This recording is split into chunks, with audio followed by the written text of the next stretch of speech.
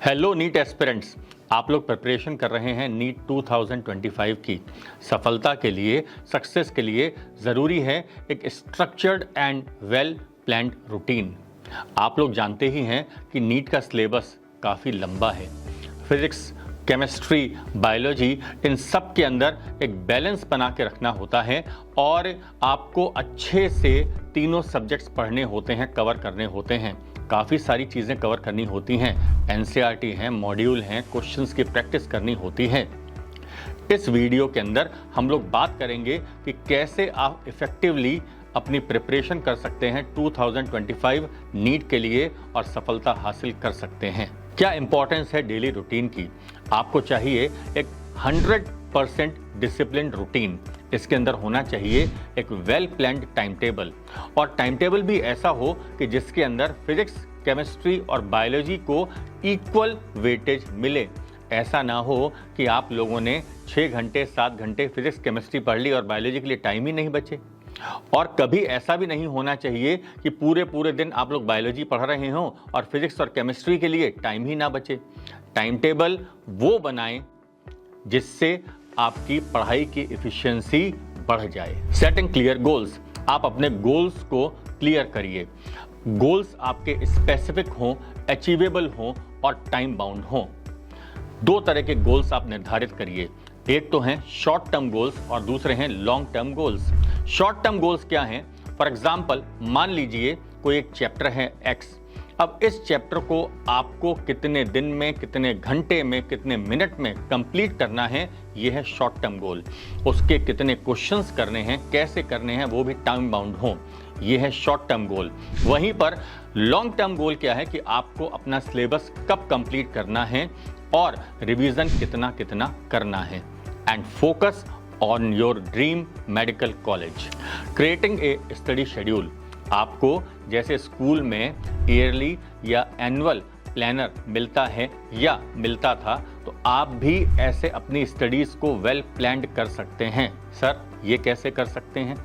आप ईयरली नहीं तो वीकली और डेली प्लान तो कर ही सकते हैं कि किस सब्जेक्ट को कितना टाइम देना है और कब पढ़ना है। फॉर एग्जाम्पल, अगर हम लोग बात करें, मॉर्निंग में पढ़ ली फिजिक्स, आफ्टरनून में पढ़ ली केमिस्ट्री और इवनिंग में पढ़ ली बायोलॉजी। लेकिन ये जो टाइम टेबल है, इसमें थोड़ी सी फ्लेक्सिबिलिटी होना ज़रूरी है। ऐसा नहीं है कि स्ट्रिक्टली इसी चीज़ को फॉलो कर रहे हैं। अब फ्लेक्सिबिलिटी होने का रीज़न क्या है?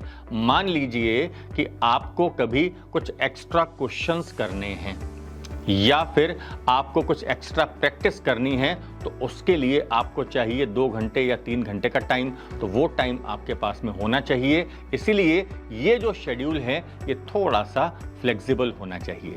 अब नीट की प्रिपरेशन करने वाले स्टूडेंट्स पूछते हैं कि सर कितने घंटे पढ़ाई करें?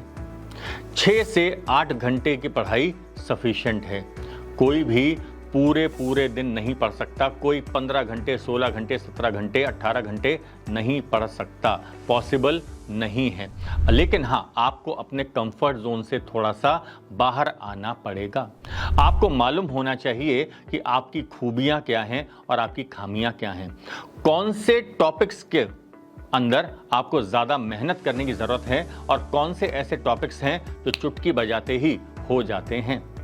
थोड़ा सा एक्स्ट्रा टाइम उन टॉपिक्स को दीजिए जिसमें आपको थोड़ी सी और ज़्यादा मेहनत करनी है। क्वेश्चंस की प्रैक्टिस थोड़ी सी ज़्यादा करिए।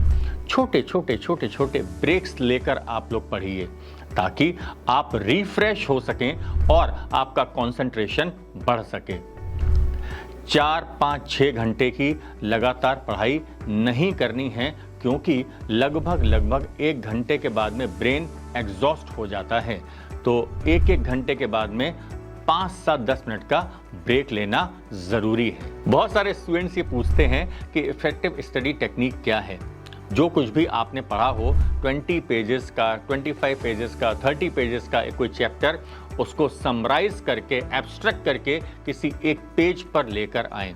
फ्लो चार्ट के फॉर्म में, डायग्राम के फॉर्म में, कैसे भी करके लेके आएँ।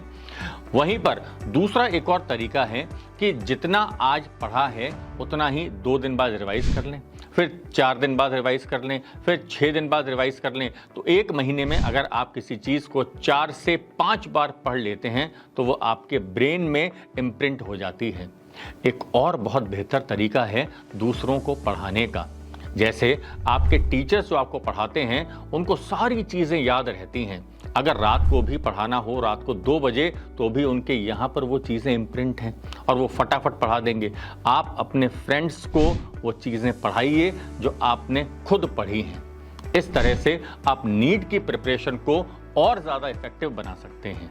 Balance NEET preparation with other activities. आपकी कुछ ना कुछ हॉबीज़ होंगी, जैसे ड्राइंग है, पेंटिंग है, आर्ट एंड क्राफ्ट है, सिंगिंग है, डांस है, कुछ भी एक्टिविटी है, तो आप ये एक्टिविटीज़ अपनी साथ में करते रहें। इसके लिए एक दिन में आधा पौन घंटा ज़रूर निकालें। आपको अपनी इस पूरी जर्नी में कंसिस्टेंट बने रहना है। अब कंसिस्टेंट बने रहने का मतलब ये है कि मान लीजिए आपके किसी एग्ज़ाम में 600 मार्क्स आए।